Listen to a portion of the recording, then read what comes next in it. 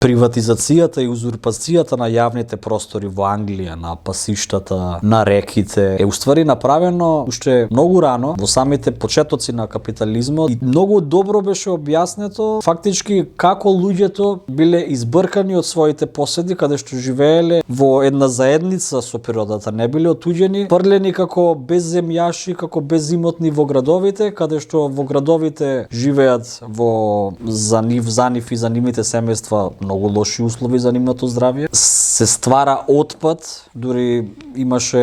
еден момент дека реката Темза во Англија уште во тоа време биче немала жив свет. Прашањето ми е, ако Маркс уште во 1840 и некоја година пишувал,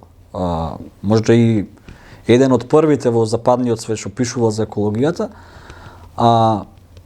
како човештвото не учи од луѓе што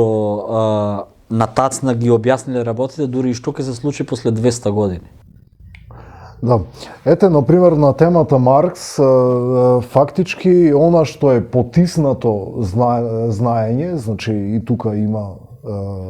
слоеви на пропаганда, например, ние не го гледаме Маркс како еден од првите еколошки автори во западната мисла.